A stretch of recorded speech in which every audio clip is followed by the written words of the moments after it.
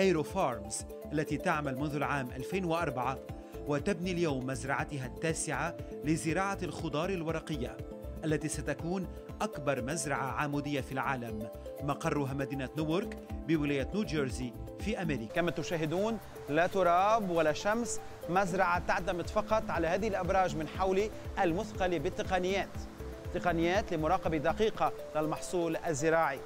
المحصول الزراعي الذي يحصل عليه من بعد أشهر في المزارع التقليدية يمكن الحصول عليه هنا من بعد أسابيع في هذه المزرعة الغير تقليدية، نموذج لمزارع المستقبل.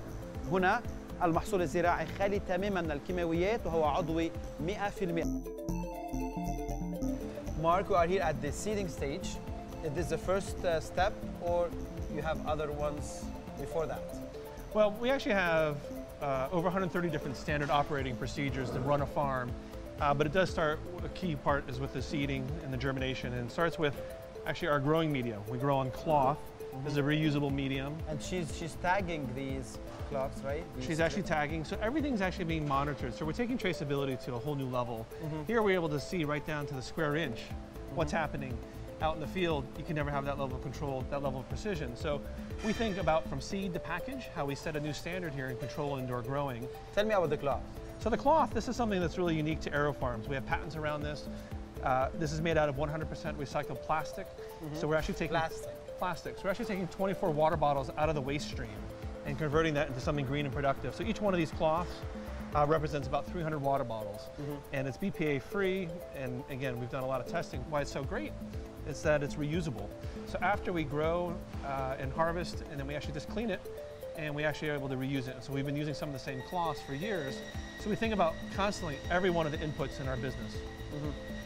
They go from here and they literally go into a black box, you know. This black box. This black box. There's a mystery inside. And this is the mystery. This is one of our germination chambers. But where, again, we're able to provide the cues, to trick that seed into start to growing. So out in the field, it may take 5 to 7 days, you know, when you plant that seed to start growing. We're talking about hours. So 24 to 48 hours, we're already starting to see that initial cotyledon and the radicle growing. And this is about how we can have a much faster growing process. We're creating the perfect environment for the plants so that they can really thrive. We typically are a little bit opaque because, again, it's this understanding of biology, engineering, environment, and our over 10 years of growing expertise that really makes it very special. And so we start the process. We actually have seeded. We're watering the plants now. So we're creating the perfect environment where the plants can thrive. And we're able to think about exactly what's needed, so that they can do well. So you water them from the top, and this is the only time. And then everything else, once we have it in our growing towers, the misting, the aeroponics is going to take place underneath the cloth.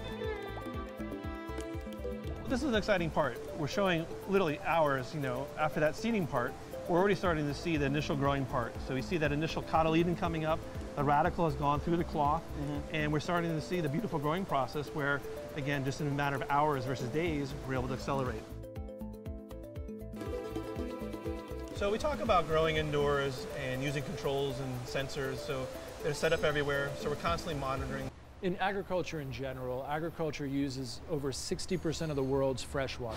It attributes to pollution, or its impact on pollution. Unfortunately, 60% of the world's freshwater pollution comes from agriculture. Additionally, the world's lost 30% of its arable land in the last 40 years. In this category of leafy greens that we grow, you have tremendous production consolidation, where most of this is produced in California, where you have severe droughts. And in fact, water is shipped from the Colorado River to California, and people are sucking more and more groundwater. So you think of the depletion of arable land, fresh water. In addition, you have population growth. You have trends in urbanization. By some estimates, we need 50% more food by 2050. So now you look at Aero Farms, we could take a plant and grow it using approximately 95% less water in these grow towers, and our productivity per square foot is 130 times that of a field farmer, meaning what they could grow in 1 square foot, we could do 130 times that amount. And we do that using zero soil.